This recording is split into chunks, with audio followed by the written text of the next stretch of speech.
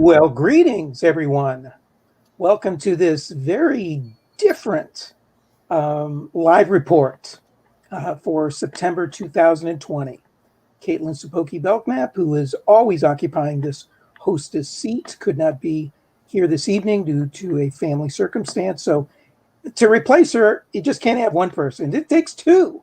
So Greg Coleridge here, Outreach Director at Move to Amend, and joining me this evening is Keon Bliss, Grassroots Director for Move to Amend.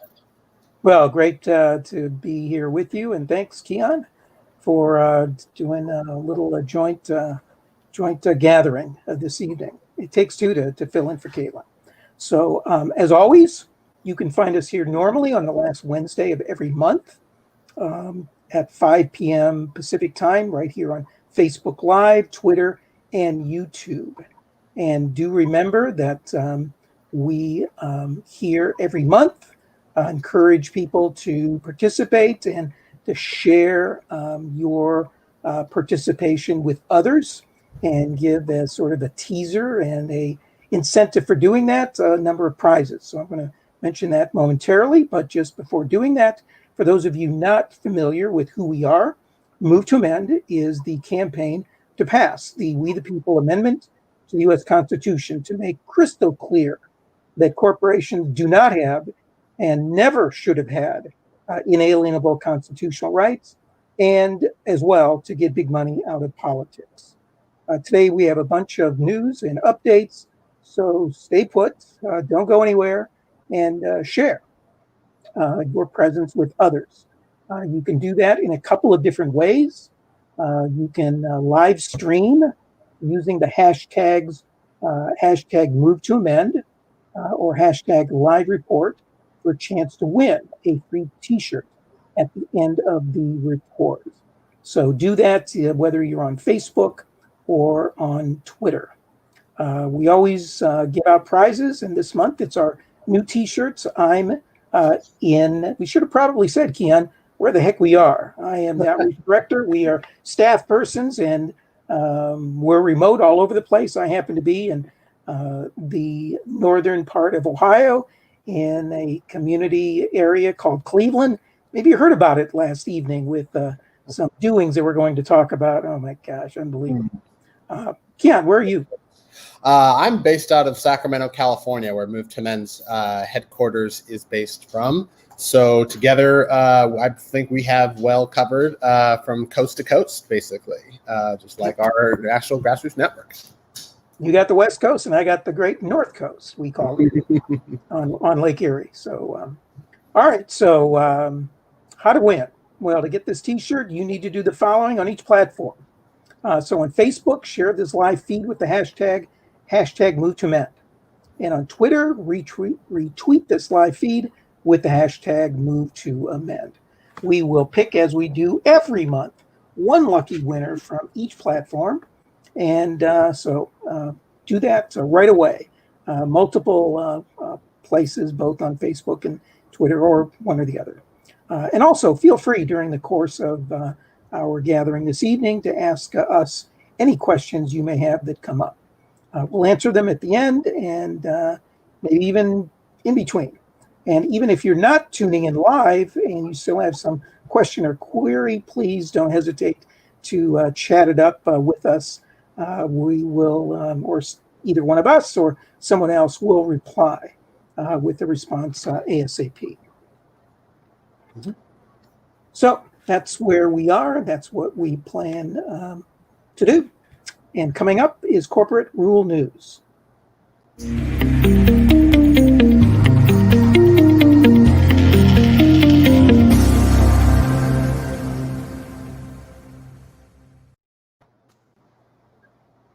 Yes, it is interesting, is it?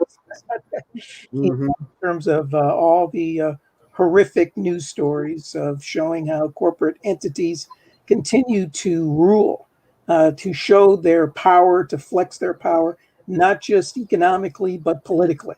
And that's why the Move to Amend, We the People Amendment is so important, to deal with that political ruling, that political power, those political rights that they should never have had to begin with, but by acquiring them, have overturned, have hijacked the Constitution, and have basically usurped our ability to rule ourselves at the expense of people, places, and the planet. So here we go. A few stories from this past week, and it seems like a number of them are from this past week as opposed to over the month.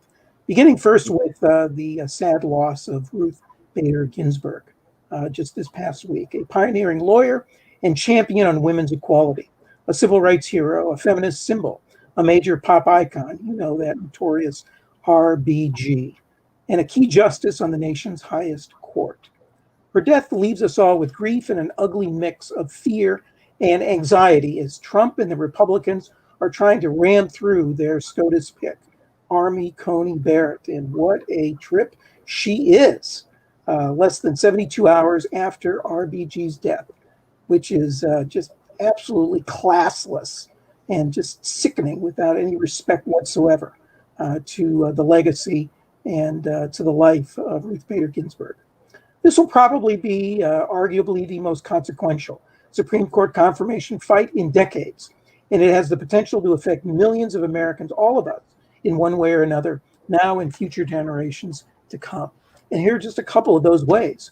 For example, ever since the 1930s, Republican plutocrats have been trying to either destroy or privatize/corporatize Social Security. And the hard-right conservative majority on the court could make that happen. Since the 1960s, Republicans have been yelling, screaming that Medicare and Medicaid are actually forms of socialism. While a conservative court will almost certainly destroy Obamacare, it's also likely to end Medicare and Medicaid. In the early 1930s, the Supreme Court ruled that both minimum wage laws and child labor laws were unconstitutional. Expect these to once again become issues before a court if the Republicans get their way. Another example, since the Reagan Revolution, modern Republicans have systematically torn apart our nation's public schools. With the state of Michigan, where Betsy DeVos has been focusing her efforts, now about half privatized/corporatized. She wants to go the full way. With a conservative court, we could even see the end of a functional public school system nationwide, which is the direction it's heading in as we speak. Something more, are you concerned about the climate crisis that is driving the wildfires, massive flooding storms, and hurricanes? Well, a conservative Supreme Court could rule very easily that laws or policies to reduce carbon emissions are an unlawful violation of refiners and other fossil fuel corporations' right to do business under the Fourth Amendment, First Amendment, right not to speak, and the Fifth Amendment. A variety of ways they could evade following the law and keeping those carbon energy BTUs in the ground, where basically, if they are not left in the ground, we are probably doomed. Expect, with a truly conservative court, to lose your right to be protected from being ripped off by, your bank, insurance company, internet service provider, and even your utilities, if they are, that is, for-profit corporations. They could roll back the right of LGBTQ people to get married and the right of labor unions to even exist, and endorse privatization/corporatization of the post office. And these are just a few of the many horrific instances and directions that this court could take us in. This is what is at stake. All of these positions that are currently held by various high-profile conservative think tanks and movement leaders are in play.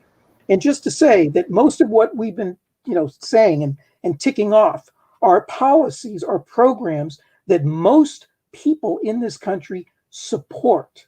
Yet this court could overrule and just basically take into their own hands, undemocratically overturn these popular programs that protect people, protect communities, and protect the planet. They all reflect positions that David Koch, who ran for vice president, on in 1980. And they are now embraced by hardcore conservative Republicans, including more than one currently in Congress. Right-wing leaders just don't want to take America back to the 1950s. They want to take us back to the 1920s. Dark ages, here we come again. We all must encourage all members of Congress who will listen to do everything possible to hold the line against Trump putting another radical right-winger on the Supreme Court. As you may or may not know, RBG, in her last moments, acknowledged the importance of who her successors will be, as according to close friend and NPR legal advisor correspondent Nina Totenberg. RBG dictated the following statement to her granddaughter, a lawyer, days before she died on Friday. What she said was this, quote, "My most fervent wish is that I will not be replaced until a new president is installed." Unfortunately and sickeningly, this had little or no effect on Trump and the GOP. The former actually had the nerve and gall to attempt to cast doubt on Ruth Bader Ginsburg's dying wish live on Fox and Friends, of all places. Trump baselessly claimed the statement had been written by Adam Schiff, of all people, Nancy Pelosi, or Chuck Schumer. Really, he did, seriously. But I guess the silver lining in all of this is that if Republicans were to fill that seat in a rush, there could be disastrous consequences for themselves as well. First, here's some examples. If Republican senators plan on doing any campaigning at all, it's a near certainty that any confirmation vote on a Supreme Court nominee would not take place until after the election. The current legislative calendar has 7 Senate work days scheduled between now and November 3rd. It is highly doubtful that there will be time to do any kind of vote beforehand. And who wants to run if you're a Republican senator when most people in polls are showing, most of the public, almost by a 2-to-1 margin, do not want a new candidate confirmed on the United States Supreme Court. Second, even if Senate Republicans were to manage to vote on their nomination before November 3rd, retribution could be swift, predictable, and dire should Democrats seize control of both the Senate and the presidency. Trump's Electoral College victory doesn't change the fact that he lost the popular vote in 2016 by 3 million people, and Republican senators collectively lost the popular vote by over 18 million votes. Republican senators abandoning their own principles and arguments against SCOTUS appointments during presidential elections will do nothing to help turn out the principled conservative voters they need in order to win, while convincing many independents and undecided voters who they desperately need to vote against them. On the first day of the new Congress, a majority Democratic Senate could amend its rules to eliminate the legislative filibuster. However, that would require a strong push from progressives against establishment Democrats, who are proven willing to do whatever it takes to maintain a status quo they are and have been for quite a long time very comfortable with, even when it's counter to the interests of the younger, more diverse support base, which is growing. Also, the size of the U.S. Supreme Court isn't at all set by the Constitution, it's set by statute, meaning law. It's a very long-lived statute that was last amended in 1869, but the Supreme Court has varied in number from 5 to 10. There's nothing in the Constitution that says it has to be 9. So on the second day of the new Congress, a bill, for example, could be introduced to amend 28 USC 1, that's the United States Code, and increase the size of the court to, say, from 9 justices to, 15. Could be done. That is assuming the political will for such bold, systematic, needed changes exist. Although, after watching last night's shit show of a debacle presidential debate where Biden refused to comment on these issues, we shouldn't necessarily hold our breath. So, I don't know, Keon, if you have anything you want to talk about before we kind of move on about that glorious gathering last night in my neck of the woods, about a mile away, in fact, from where I live, and I could smell it from where I live. I'll tell you, it was something. Yeah. I honestly couldn't kind of hear the from you, Greg, but I honestly couldn't watch that atrocious train wreck within a dumpster fire of a debate, just because I was actually busy out in the street protesting and helping with a action in support of Breonna Taylor. But what I heard and saw from the highlights of that debate made it nonetheless cringeworthy and just outright disgusting from what I could see. I mean, if there was any doubt in the American public's mind of whether Donald Trump is a white supremacist, it was shattered, or like it was set to lay to rest last night with his open call for Proud Boys to stand back and stand by, which they have done anything but stand by in the years that since Trump was elected. They have been showing up in force in a number of cities, most not the least of which Portland, that has seen consistent actions happening every day since the murder of George Floyd in Minneapolis. But in so many other areas, we like when you compare the focus in not just by Trump and Republicans, but also by mainstream corporate-owned news media against anti-fascist protesters and organizers across the country. You would think that anti-fascists are in somehow, some way, domestic terrorists that are responsible for taking hundreds of lives. When, if you actually look at the numbers, there have not been any murders committed by anti-fascist or left-wing protesters in more than 25 years of documentation by even by the FBI. However, there have been hundreds and thousands of killings committed by those on the side of the Proud Boys, by right-wing militia members and white supremacist organizations, the Klan, and the whole crowd. Right, and like this goes back to our founding history, as a slave holding nation that built its economy on the back of enslaving human beings. It's really Orwellian to see the doublespeak happen back and forth, but also incredibly disappointing not to see more pushback from the leading opposition candidate, if you call him Joe Biden, to those candidates. I mean, they're like. It's really important to remember that actions speak louder than words, and anybody can condemn white supremacists as long as you actually care about that sort of thing. But it really takes another to really show that you are about dismantling the systems of oppression that exist under white supremacy as well as heteropatriarchy. Yeah. Well, hey, just wanted to give a shout out to a number of people who have chosen to spend a little bit of time with us this evening. Appreciate that very much. Hopefully it's worth your time. Hello, Donna.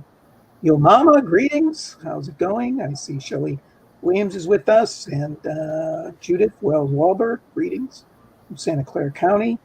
A few others, Anonymous Incarnate, several others. Very glad you're with us. A couple of things that come to mind. First, just going back to the Supreme Court. Last August, I think it was, 2019, the Atlantic Monthly had a really fine piece. I can't remember who wrote it. It was entitled, "No More Corporate Lawyers on the Federal Bench." You know, we tend to think of this in sort of political terms, D's and R's, conservatives, liberals, but one thing that has been pretty consistent throughout the last many decades is that most of the Supreme Court justices come from corporate backgrounds.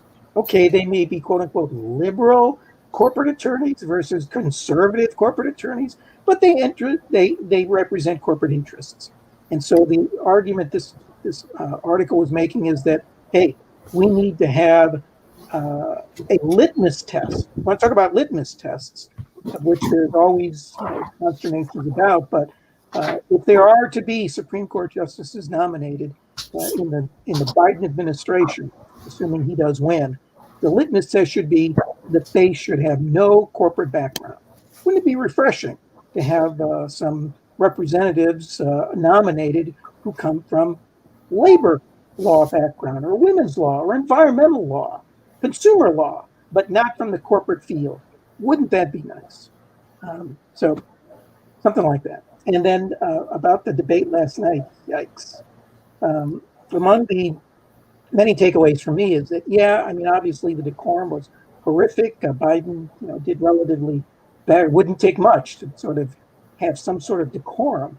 And yes, the process, obviously, and subsequent, if there are subsequent debates, need to be more respectful. But let's not get too caught up in the bottom line fact of that the real issue about the debate is a lack of decorum. It's a lack of discussing substantive issues that affect people's lives in the present and in the future. And that's coming up. That future is actually hitting us right here and now concerning these crises.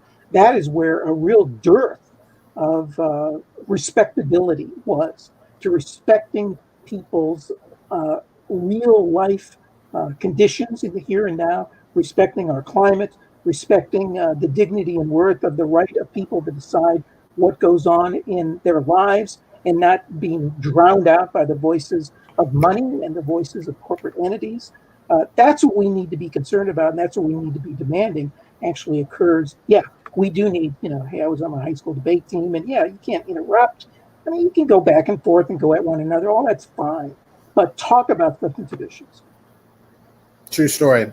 I mean, imagine if we had, if our presidential election cycle actually had people, the American public, voters, participating within these debates, actually free to ask questions directly of the candidates, to respond and answer in real time, rather than having this really proxy conversation that is where all of the questions are screened and decided, predetermined by each candidate before they actually decide to respond. Maybe we would actually have more substantive conversations if they were actually authentic dialogues for the American people. Yeah. But right now, yeah, I understand. I think, the next debate next week is with the VP candidates, but then the next time the two get together, it will be more of a town hall format with supposedly some questions. Now, we know how those go. Those are kind of scripted out and all, but, hey, Mark, how goes it? Hey there, Mark. Hey, y'all. So anyway, so much for this. That's one of many issues. Next one. Go ahead, Keon. Yep. So another big headline this month, of course, besides this presidential debate, was Trump's tax return documents being obtained by the New York Times, where we finally learned that Trump's tax information is extending over more than 2 decades, revealed struggling properties, vast write-offs of his personal profits, an audit battle, and hundreds of million dollars in debt potentially coming due in the coming years, revealing that Donald J. Trump, the self-proclaimed billionaire and business genius, paid only $750 in federal income taxes the year he won the presidency. And in his first year in the White House, he paid another $750. And there's more. Trump literally paid no income taxes at all in the 10 of the previous 15 years, largely because he reported losing much more money than he actually made. But perhaps the most scandalous thing of all, the bombshell New York Times report shows that Trump writes off money he gives to Ivanka to his daughter, Ivanka Trump, by calling her a contractor and giving her millions of dollars in service, or hundreds of thousands of dollars in services because of that. Yes, apparently Ivanka has been getting millions from her father and avoiding paying the proper amount of taxes on it. And as many economic experts and tax professionals have rightly pointed out, this shows that the president is either a profoundly unsuccessful, one of the most unsuccessful business owners alive today, or he is a tax cheat. It could be both. But though, to be honest, Trump is not alone. This is just the tip of the iceberg for the richest 1% of Americans, who are responsible for more than 70% of all unpaid taxes that come into American to American governments. Nearly 100 Fortune 500 companies effectively pay no federal taxes in 2018, according to a new report released by Forbes and CNBC.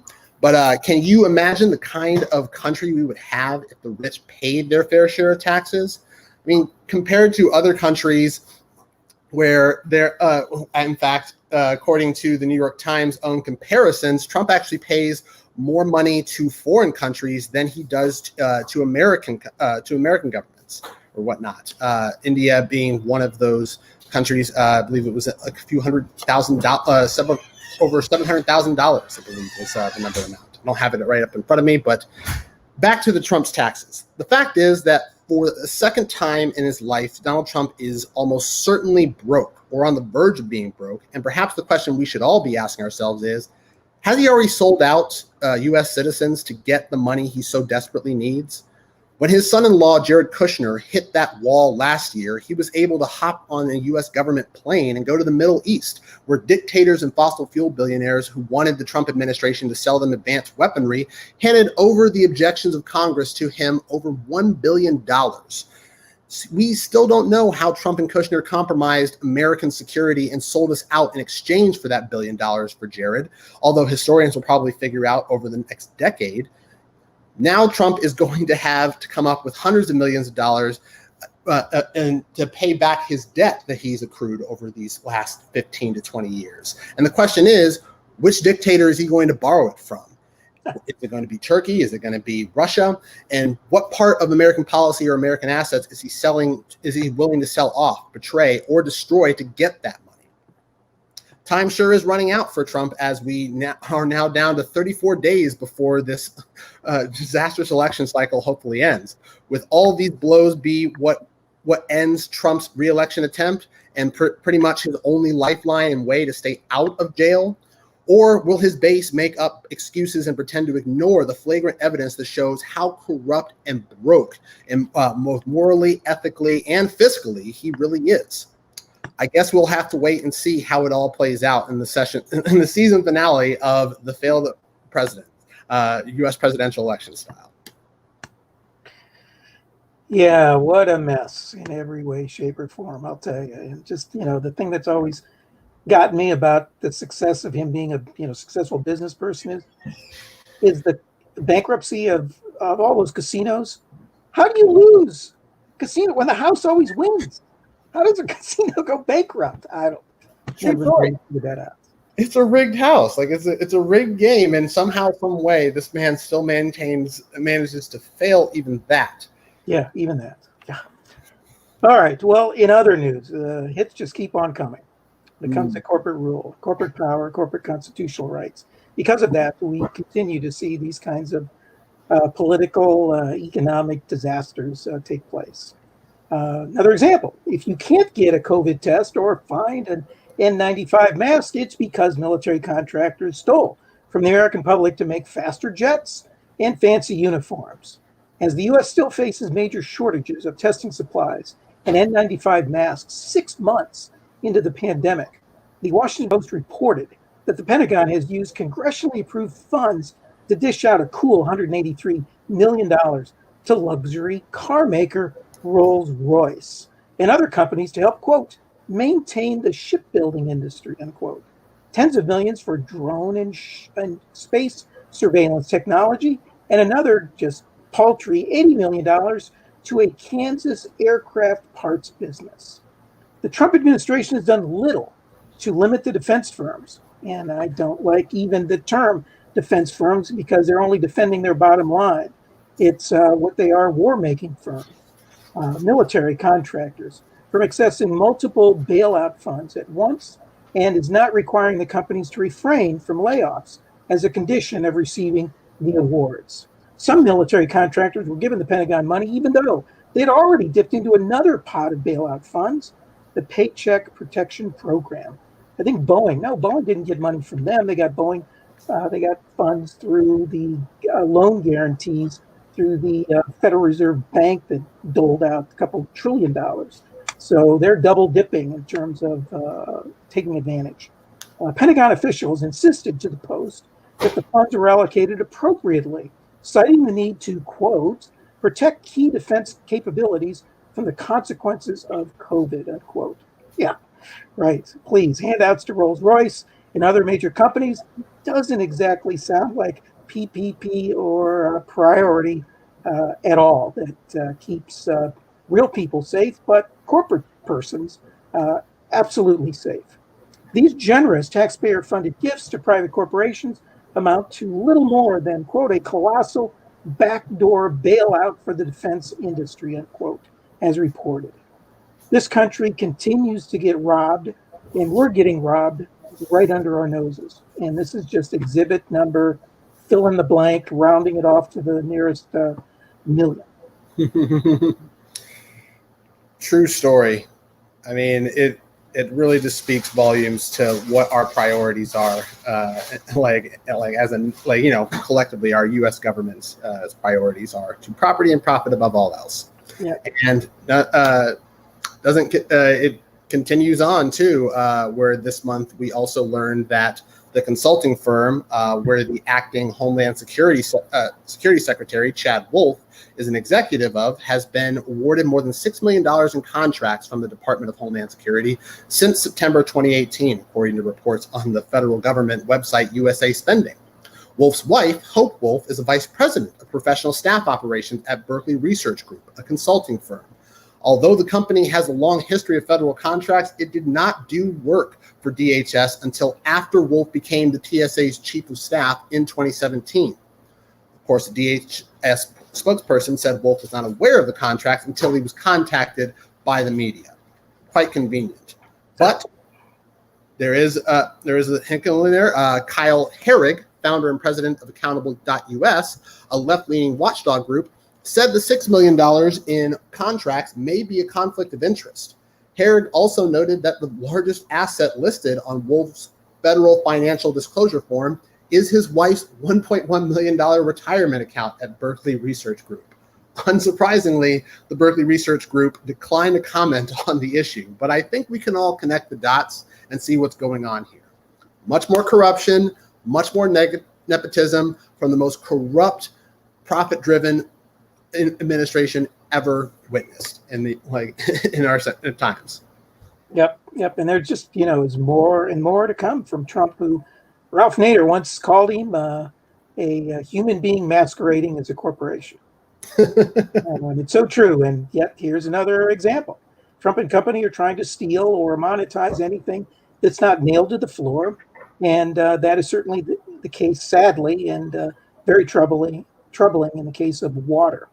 That's right, you heard right. Wall Street, who, of course, always is representing our interests, is set to start trading in this new commodity, water. Wall Street first took significant role in the potential for water after investor Michael Burry drew attention to the commodity 10 years ago when he spoke about investing in farmland with, quote, water on site, unquote. Now, a $1.1 billion California water market will launch later this year. Never mind a market for hogs or wheat or soybeans. It is now water.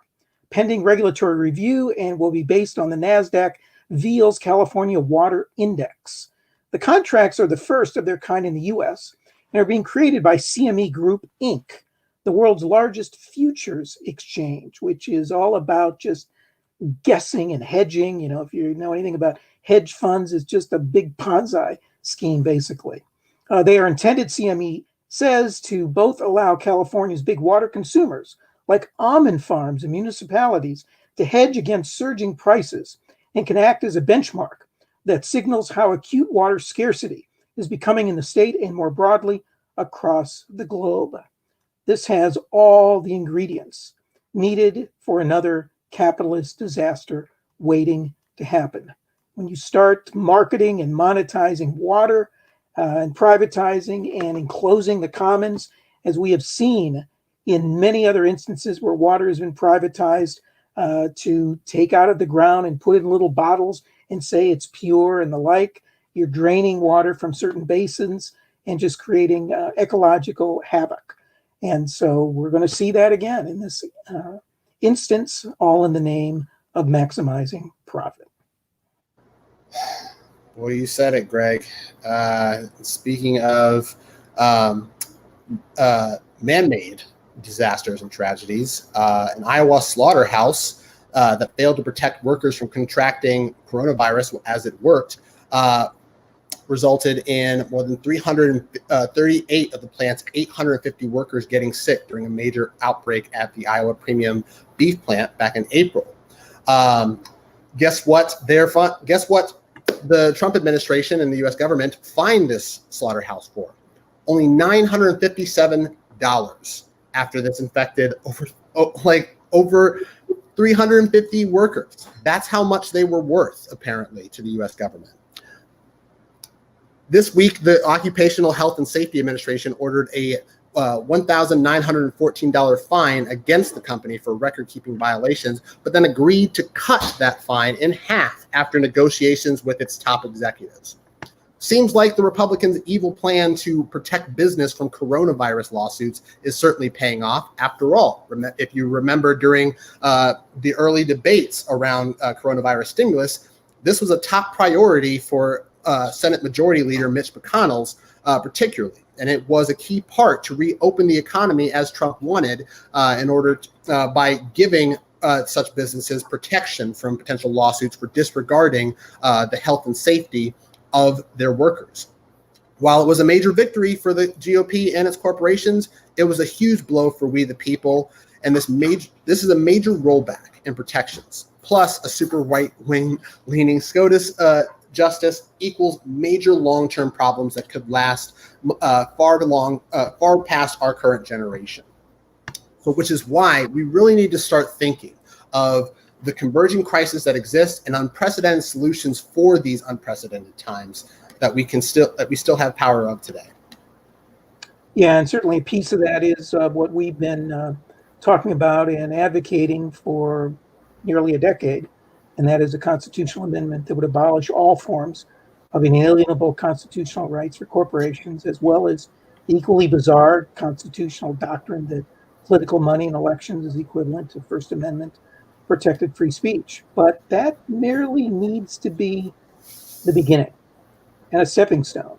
And we're going to talk a little bit later about an event coming up that we're sponsoring in a couple of weeks that tries to take that next step on that next stone that we think is absolutely an important and necessary route to take if we have any hope of creating any kind of authentic, real democracy for the very first time. Absolutely. This is a really good opportunity, and now is definitely the time to really think of a world that actually prioritizes human beings and the planet before corporate property and profits.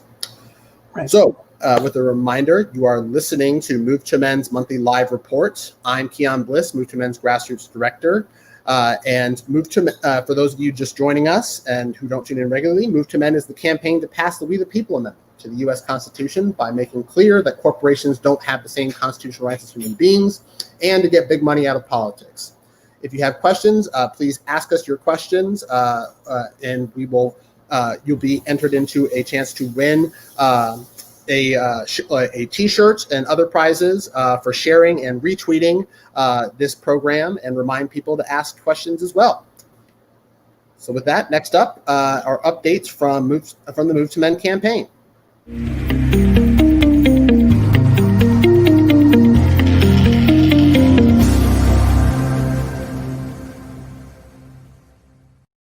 A busy time as we move into October, which is tomorrow, is it not? First day of October. There's a number of events coming up, but something that just occurred today is the release. We sent out a press release. We'll see if there's any bites or not to about 60 or so national to local media outlets, bloggers, and the like, that summarizes a new report. Actually a series of reports that we put out, a three-parter called The Case Against Corporate Constitutional Rights. And we've connected the parts to this, the third part being how corporate rule fueled the climate crisis, to the current crisis going on the West Coast related to these out-of-control fires, related to the rising temperatures, as well as the hurricanes and the like. And so there is a connection, an inextricable connection between the width and depth of corporate constitutional rights and these climate catastrophes that are occurring more frequently. So we have issued a press release called Climate Crisis Related Fires Fueled by Corporate Constitutional Rights. It is on our website. Maybe that link is being posted. If not, just simply check us out. You can go to our website and go to the announcements, and there I believe it is the very first item that is listed. Want to take the next one coming up? Yep. Thanks, Greg. Tomorrow, folks will have the opportunity to join Move to Men's National Director, Kaitlin Saposi-Belknap, for an inspiring call to action and discussion series on challenging corporate rule and fighting for democracy in the age of coronavirus and climate collapse. Our National Director, Kaitlin, will be having a discussion on the nationwide movement to end corporate rule in the age of coronavirus. And as 2020 has brought a lot to bear, we're going to be discussing the questions of where do we go from here as a national movement, what opportunities and threats lie before us, and how can we continue to build power for we the people. So far, we have over 174 RSVPs, so you can go to reserve your spot at movetomen.org /upcoming or /events. If you tune in tomorrow, Thursday, October 1st at 5:30 p.m. to join this really important and timely discussion. I see in the chat several individuals connected to Move to Amend groupings has listed the link to that press release. So do check that out and go to the site itself and check out those pieces, particularly part 3 that makes the connections. Okay, October 6th, which is next Tuesday, the Interfaith Caucus of Move to Amend is going to be sponsoring a webinar. It's part of our monthly webinar series, but rather than focusing on skill development, it's trying to stretch our minds on the interconnections between morality, ethics, the climate crisis, and corporate rule. And so we have an exciting panel of quote unquote experts who are very involved in their respective fields, organizations, grappling with how all of these different realms do connect and how we need to be more mindful of caring for people, caring for the planet, and doing it in ways that affirm the dignity and worth of individuals and our ability to determine our own future and to protect Mother Earth. And so we're going to be sort of examining this. It's something that the Interfaith Caucus of Move to Amend has been very concerned about as a incredibly important issue for many years. And so it's encouraging to see the awareness and recognition widen and making these connections that, yes, the climate crisis is certainly an ecological crisis. It is a political crisis, a constitutional crisis, but it is also a moral and ethical crisis. And we need to examine what those foundational narratives are and understand how, every basic religion and ethical, I think, school and system globally talks about protecting nature and the earth in some way, using a little different language maybe, but the importance of that is, I think, global in nature. So join us Tuesday, October 6th. Thanks for that, Greg. Definitely looking forward to that conversation.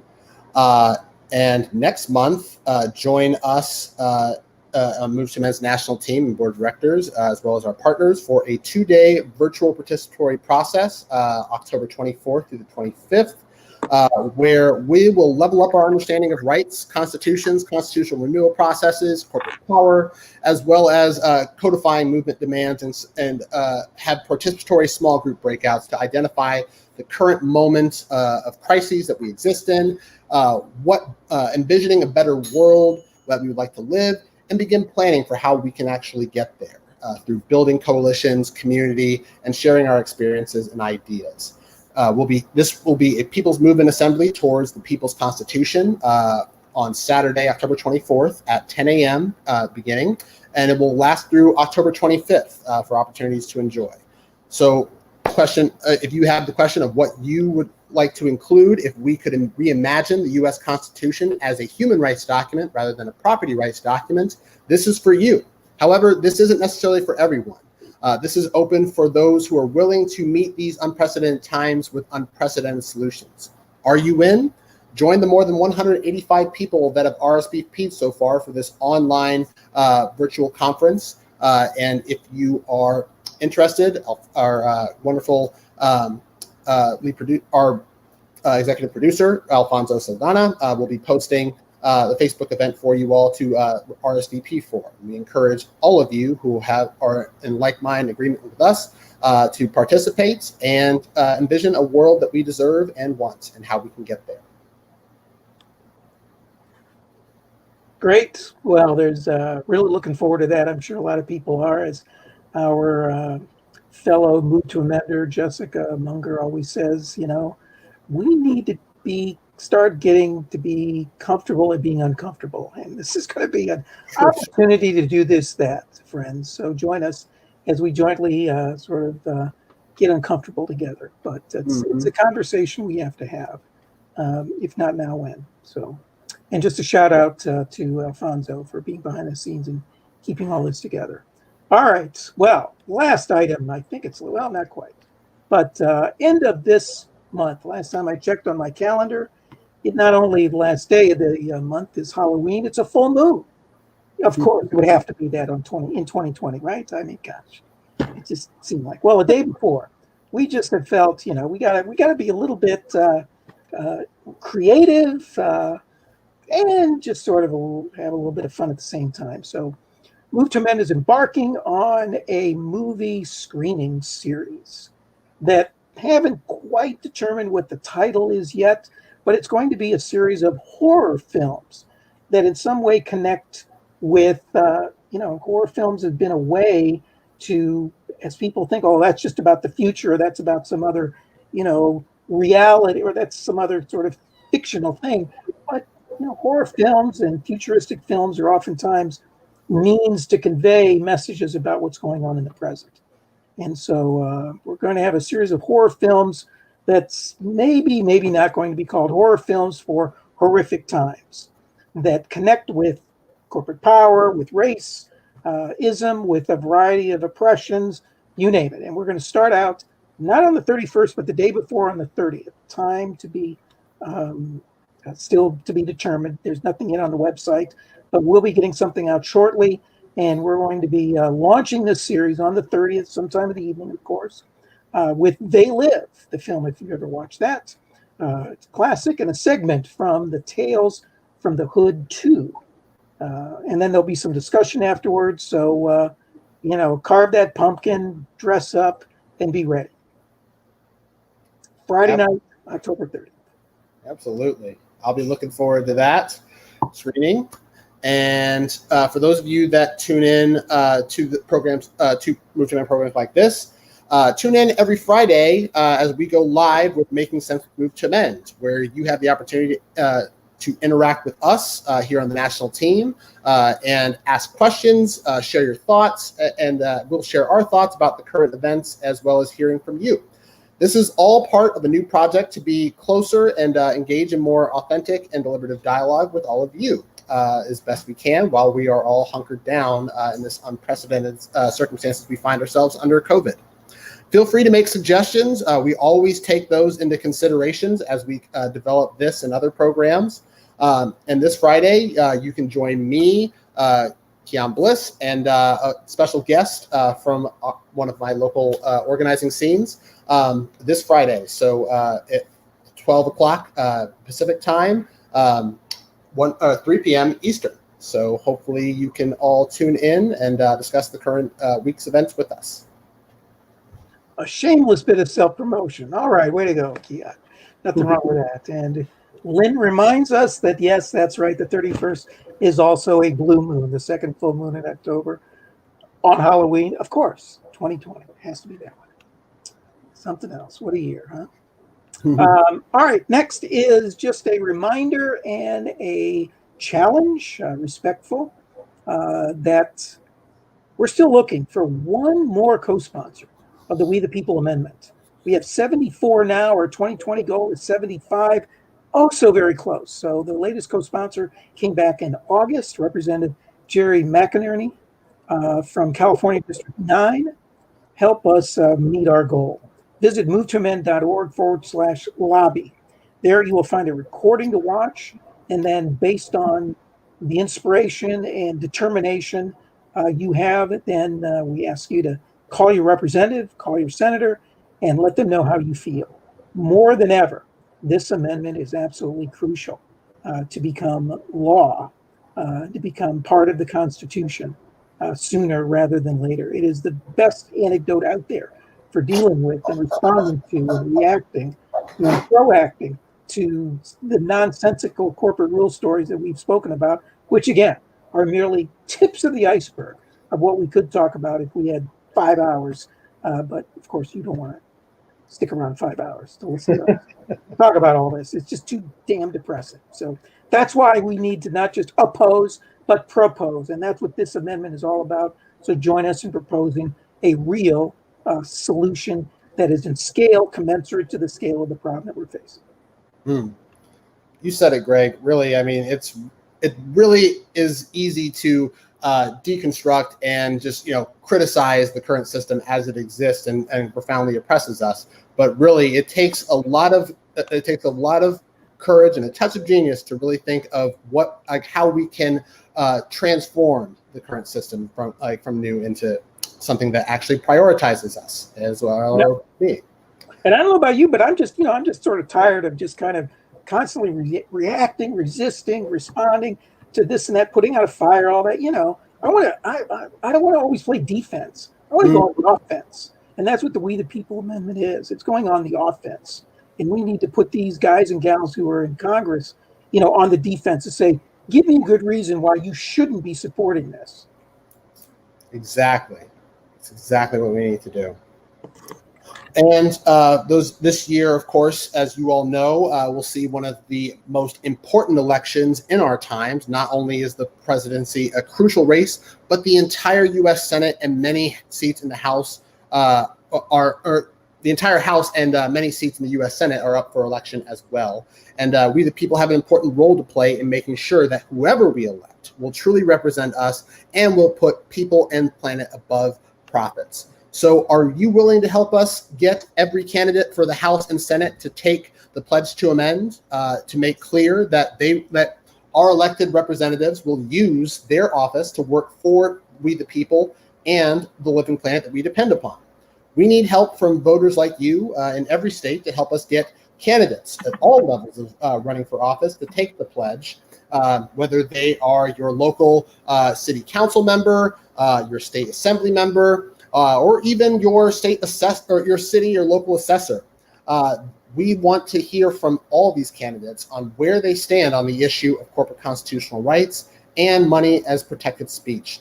Please help us by contacting your candidates in your local jurisdictions to ask them to take the pledge to amend. You can reach it by going to movetomend.org/pledge. And for those candidates that are tuning in right now, this is an excellent opportunity to introduce yourselves to our grassroots support base of over 470,000 individuals calling for the We the People Amendment, and to really show just how committed and down you are with this movement. So please encourage you all, share this with your local candidates and sign up if you are running for office. And I see that Kaitlin is sort of checking in on us to make sure we're not acting too disastrously in filling in for her. And she comments, concerning those representatives who are already in office to get them to become the at least 75th. Any one of them can be the 75th co-sponsor of HAR 48. And so toward that end, give a holler by calling the Congressional Switchboard. And that number is there chatted, 202-224-3121. Okay, a couple more announcements real quickly. Virtual Barnstorm Tour. Hey, we can't come in person. Makes sense, good sense in a lot of different ways, but we can still come virtually to where you are. So if you are interested in even a small group of people, again, they don't have to be in the same place. Just who you know, your friends, your group. We are happy to put together that would be specific to the issues you are interested in hearing about, discussing, knowing about, and using as a stepping stone to focusing on contextualizing and linking those issues to the We the People Amendment. So reach out to us, contact us at barnstorming@movetomend.org. Sign up your community for a virtual barnstorm event. Again, it doesn't have to be your whole community, a group you're part of, informal friends who you're trying to become more active. All right, we get it. Maybe between now and the election is not the perfect right time to do it. But you know what? Whoever gets elected come November 3rd, November 4th, corporate constitutional rights and money as speech will still be a given and will still be just as much needed to be changed. So do what you can to invite us to your community. Mm-hmm. Absolutely. And I want to lift up one of our grassroots leaders, Judith Wells Wahlberg, who encourages all of you who support Move to Mend to, of course, never take no for an answer. Sometimes it takes multiple interactions with legislators and candidates to get the results that we need in order to change the Constitution as well as our current system of government. And speaking of developing our analysis, we also encourage you. Yep. Thank you so much, Judith. We also encourage you to check out Move to Amend's Movement Education Program, a free curriculum designed to provide analysis, historical perspective, and exercises for grassroots activists and organizers of all backgrounds and experiences. The program addresses the way corporatism, capitalism, white supremacy, patriarchy, and related oppressive structures impact our organizing, and it offers alternatives to consider as we work for justice.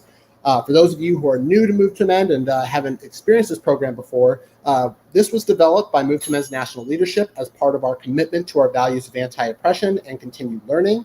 To learn more about the work that we do, of course, you can always visit movetomend.org/education to access this wonderful curriculum. It's designed to be used by individuals as well as groups and Move to Mend affiliates alike at their desired pace and time. There are reflections and activities built into the course to offer structure for processing and applying this information. And for those of you who are in active grassroots groups, there are sections to lead you through the creation of two different tools: an internal democracy agreement structure and a solidarity organizing plan. So definitely check that out. If you go to movetomend.org/education, you can find it there and sign up for the curriculum through our partners at A Radical Guide. Great outfit and a great program. All right, the final announcement coming up here. Corporate rule stories and examples needed. And there's two parts to this. One, sort of what we're bringing to you, and a second part that what we hope you can bring to us. On the former, we're planning a series of short videos that will go into more detail about corporate constitutional rights and its never-ending greed and how it affects us all and negatively harms people, our communities, our families, our country, the natural world. So watch for those. We've been working on those for a while, and I think our introductory one we're going to have together pretty quickly. Second is where you are. If there's some horrific example of a corporate entity that is been abusing its privileges, its responsibilities in the community, write it up. Let us know about it. We will work with you, in fact, in putting together something to tell the story, to tell the narrative. That's what's so effective in communicating. We know, right? When people tell stories as opposed to just facts and figures, that's what connects. Our DNA is basically going back to the cave days. We learn, we pass along things through stories. And so we need those kinds of stories that tell in detail what's going on and give instances of people sort of dealing in struggle, but also making do and becoming aware and empowered to take charge of their conditions. So tell us what's going on. We'll help you write it, and certainly we will publish it. Tell us your corporate rule story. Mm-hmm. Definitely. We need to connect the dots between the nature of corporate power and all the issues and struggles for justice that are happening today. And these come from stories, everyday people just like you. So definitely want to look that up and encourage you all. Share your stories with us as well as the world, and continue helping to build this conversation as well as the movements for justice as they exist today. All right. So we have really labored all so far, but hey, that's what happens when you have two people more than one. All right. Well, you're listening to Move to Amend's monthly live report. I'm Greg Coleridge, Outreach Director. Move to Amend is the campaign to pass the We the People Amendment to the U.S. Constitution to make clear that corporations don't have constitutional rights, and to get big money out of politics. Feel free to hit us up, ask us your questions. We will get to those we haven't gotten to so far. And again, we are looking for someone to receive a t-shirt on both platforms, be it Facebook or Twitter. So spread the word if you already haven't, and ask us questions. All right, next up is our dispatch from the grassroots.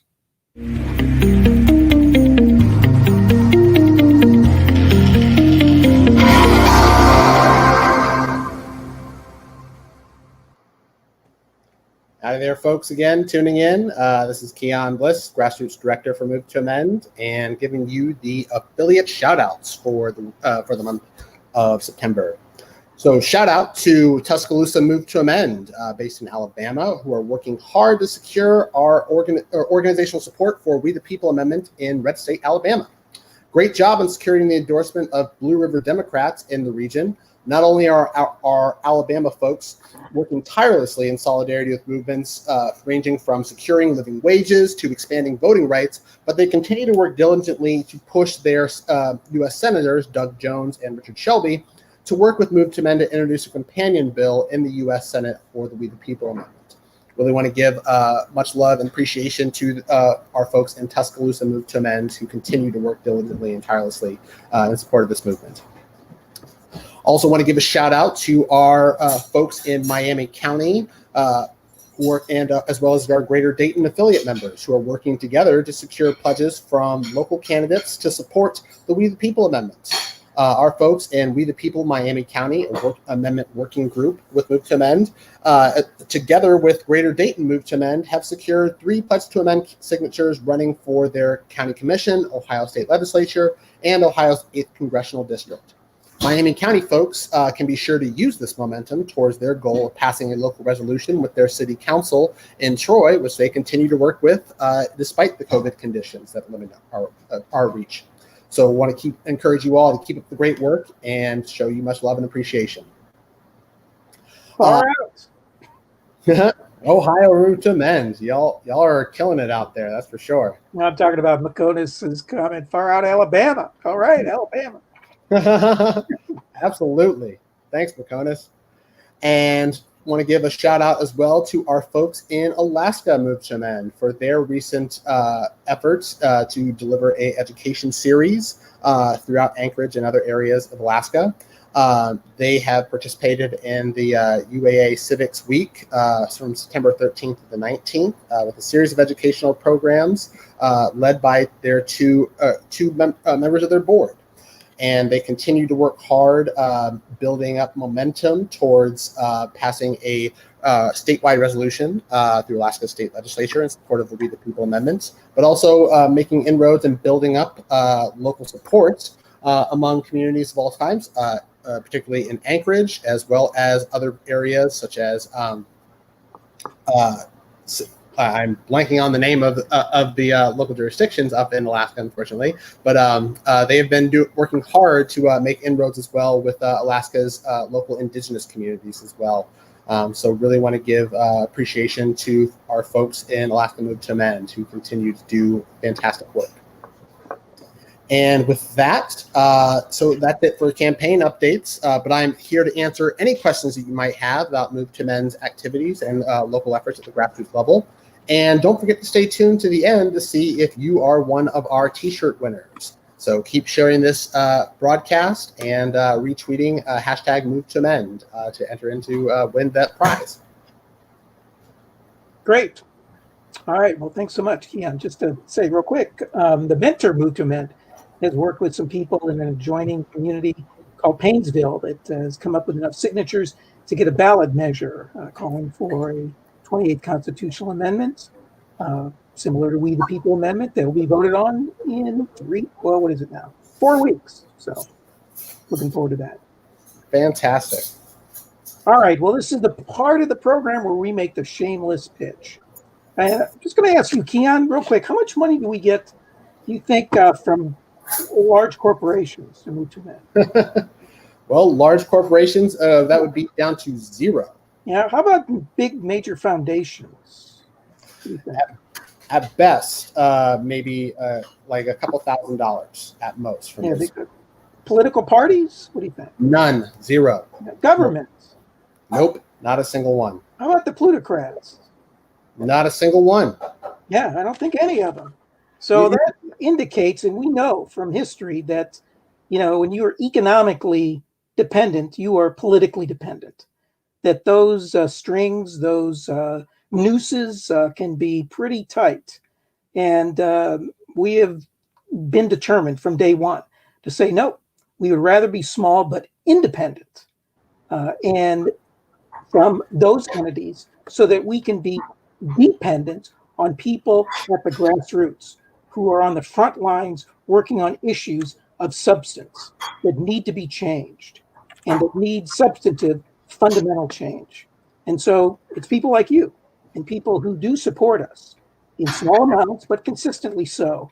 So if you're able to help us out, one-time contribution, or even better yet, so that we know from month to month what we have to work with, a monthly sustainable contribution, a recurring contributor, please go to movetoamend.org/donate. Help us out with as much or as little as you can. All of it is greatly appreciated, and all of it will maintain the ability for us to stay independent from all of these establishment, plutocrats, big companies, government, and the like that want to funnel us into doing as little as possible to bring about any amount of substantive change. Really, you said it, Greg. I mean, we here at Move to Amend's national team really believe in this movement so much, even despite the current circumstances that we find ourselves in during the pandemic, that we as staff members have given up our paid positions to work on this on as all volunteer staff members. And we'll continue to do this as long as we can. But really, this movement is put forward by local grassroots supporters like you all that are tuning in right now. We typically, over 85% of our funding comes from small grassroots donors giving less than $40 or $40 or less. So, and we on staff can also donate to this movement because we are really dedicated and believe this is one of the critical issues towards leveling the playing field for all struggles of justice that are happening today. So if you can, please, really want to encourage you all. Give whatever you can in support of this movement, and we will put it forward full force towards passing the We the People Amendment. That is absolutely true, Judith. I don't know where that term shoestring came up, but I'll tell you, it is. I think very descriptive. Mm-hmm. Absolutely. So I'm trying to go back through some of these comments to see if we have. I think we probably missed some. I think I saw an earlier comment. I don't know if person is still on asking about, Bill Wilkinson, where does Trump owe his debts to? We just don't know. That's part of what the New York Times in their report didn't, at least so far. But I don't think that they do know. There's just certain pieces of, reports in their taxes that, you just, you have to corroborate through other avenues. And so right. that's still unknown, but the implications are not pretty. From what I read just yesterday, saying that people who have just sort of minimal security clearance become very worried when they have a very minor debt. They fall behind in their mortgage, a couple, $1,000 or $10,000. They're worried, they're sweating that they might lose their security clearance because those debts, if it becomes known, it can become something that they can become dependent on. Someone can approach them and, hey, we'll help you out in exchange for doing something. So that is very worrisome for people at a security, minimal security level. We're not talking about the president of the United States. So we don't know. And that, can be quite threatening to our national security. True story. I mean, all we know so far from the tax disclosures is the companies that the countries that he's been doing business with, which range everywhere from the Philippines to Azerbaijan, India, and Turkey in particular as well as Russia and other countries. But it's a rabbit hole to get down to. Like the key thing to remember is like this isn't just an aberration or just a singular incident. This is how the system is designed to benefit billionaire plutocrats like Donald Trump and so many others in order to skirt and deny the fair share owed to the American people that we continue to put in. Right. Well, just sort of last thing from me is do check the comment section. There is a whole host of links to much of what we have babbled about today that you can go to get more information on many of these projects, events coming up, and other sources of information, if not inspiration, on our website. So anyway, our next our next call is the 28th. Ooh, should we announce the winners for tonight's t-shirts? Oh yeah, okay. Yep. So winners tonight's t-shirts at Jim_B60 on Twitter and Monica Michael on Facebook. Send us a direct message with your size and address, and we will send you your free t-shirt. Congratulations to you both. I hope you live in warm weather so that you can wear them in the next season. You don't have to wait till next spring. So coming up now as we end this is our monthly Hell Yeah moments. Hell yeah, y'all. Take care and stay safe out there.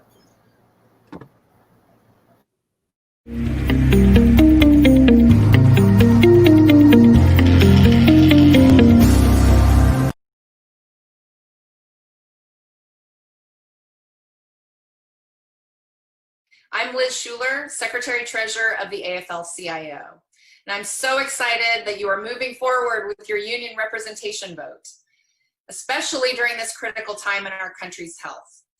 You are now and have always been there to care for and provide healing for our nation. And NNU has been a loud and critical voice in protecting nurses, and the impact the union has made on nurses' safety has been absolutely incredible. So your next step, the vote to form your union, is an historic and impactful one. Thank you for your resolve, for your tenacity, your courage, because improving the workplace for nurses means making life better for you, your loved ones, and the community you serve. And I know firsthand how tough this part of the process is. Mission will probably try to convince you that this is a bad idea. They're going to come to you and they're going to say they should make the decisions, or, oh, the union, that's just coming between me and you. But please remember this phrase: we are the union. The union isn't some outsider. It's you and your coworkers. And when election day comes, say yes. Say, we are the union. So thanks for all you do. The labor movement supports you, and we will be there for you every step of the way. Corporations are not people too. Money is not speech. Men, in fact, it's the root of all right. Now we have the right to be free. Corporations are not people too. Money is not speech. Men, in fact, it's the root of all right. Now up and defend your democracy. Have you recently read the Constitution?